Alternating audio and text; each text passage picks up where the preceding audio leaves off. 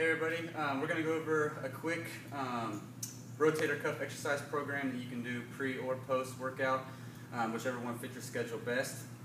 Again, there's 1,000 different things you can do, so we're just going to kind of break it down and make it as simple as possible with just a few exercises that you can knock out real quick before or after the workout. So if you notice, Josh has posted a couple of these around the gym with the boards with the different rings and the different TheraBands that you can hook onto it.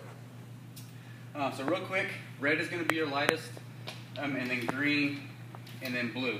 For rotator cuff, your rotator cuff is more of an endurance type muscle, or group of muscles, sorry. So you don't really want to do as much weight as you can. You don't want to try to see how much weight you can actually pull, because you're going to start incorporating different muscles for that and losing your rotator cuff. So the point of this is to use a lighter weight and do higher reps, because it is a stability type muscle group and more of an endurance muscle group. So the higher the reps, the lower the weight, the better. All right. So just some quick and easy tips when you're setting this up. We're going to go over a couple different exercises, working more on internal and external rotation of the shoulder complex.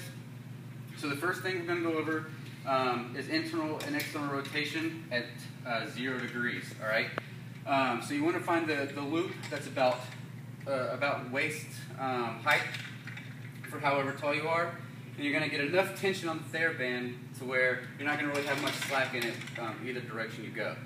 All right.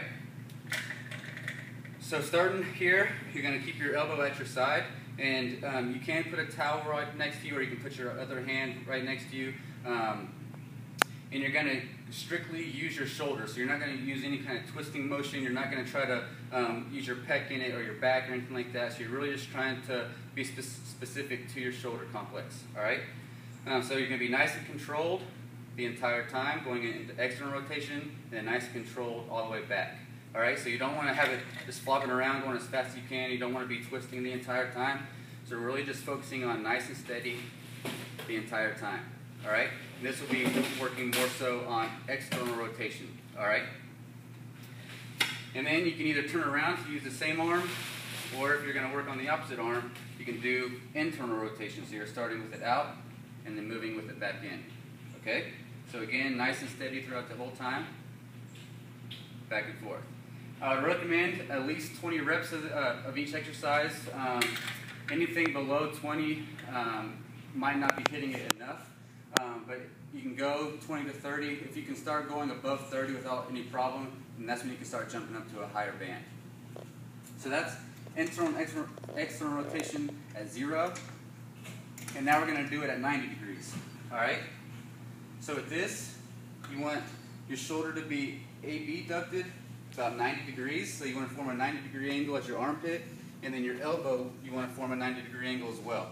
So if I put a PVC pipe through all the way, that I could just pivot on that PVC pipe from this elbow all the way to my other shoulder, okay? So nice and controlled again, focusing on just very specific to the shoulder, not doing any kind of twisting motion, anything like that, and nice and controlled throughout the entire time, okay? And again, at least 20 reps of that. And then for internal rotation, same exact thing, you're just facing the opposite way. So, down and back. Nice and controlled. The majority of people, you're going to have a lot stronger internal rotation than external rotation, so you might want to focus more on the external than going internal. And the last one we're going to go over is called the full can. This is working on your supraspinatus rotator cuff muscle. You want your thumb to be up. Your thumb is always up. If it's down, you're going to cause a little bit of impingement. So the thumb is always up. What you're going to do is you're going to start at your pocket and then going at a 45-degree angle. Okay? So start at your pocket and going up. And again, nice and controlled. Up and back down. That's it. You can do all one side and then move on to the other side, or you can switch back and forth, however you want to do it. But just as long as you get at least 20 reps of each exercise, Again, keeping it nice and steady, making sure you're not incorporating any kind of other muscle or muscle groups, and with it, really focusing on that rotator cuff. And you can do it pre or post WOD.